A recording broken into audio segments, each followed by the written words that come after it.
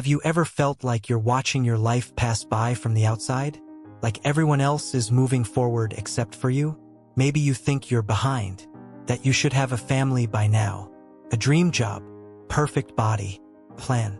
But what if I told you that this feeling of being behind doesn't come from time itself, but from a trauma you didn't even know you were carrying? Today, I want to talk to you about something that almost no one dares to admit. It's not that you're behind.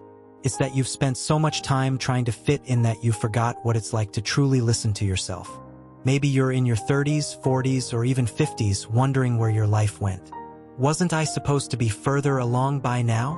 Why does everyone seem so sure of what they want, except me? Relax.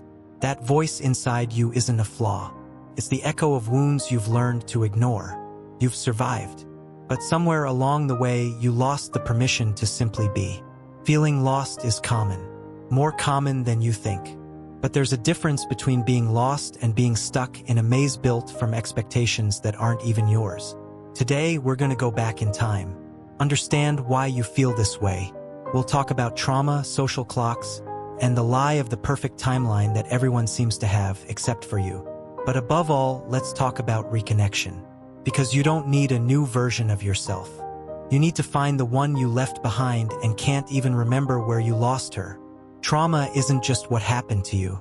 It's what stayed silent inside of you after everything was over. Maybe you grew up hearing that you couldn't make mistakes, that you had to be strong all the time. Maybe you were taught that love comes with approval, and that your worth is in what you give, not who you are. And so, in order not to disappoint, you pretended. You accelerated. You silenced yourself. But then comes the pressure. You're behind. Behind who? In relation to what? There's a term for this: social clock. An invisible checklist of milestones that tells you where you should be at each age. Get married, have kids, buy a house, retire. But this list was created in a time when life expectancy was 60 years. Today, we live much longer, but we still torture ourselves with deadlines that no longer make sense in today's world. And every time you feel like you're behind, you compare yourself.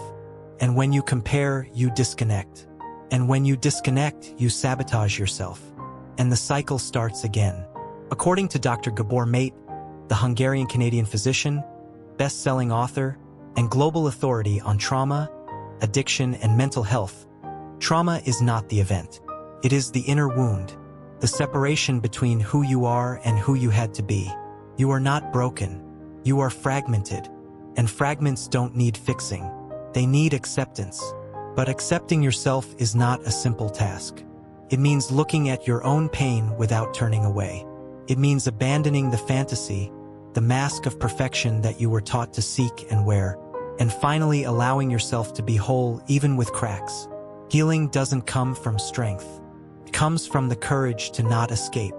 It comes from the ability to say for the first time, I'm here with myself, with everything I am. Because it's not about becoming who you were before the pain. It's about becoming who you were never allowed to be. And maybe, just maybe, this is the true meaning of finding yourself.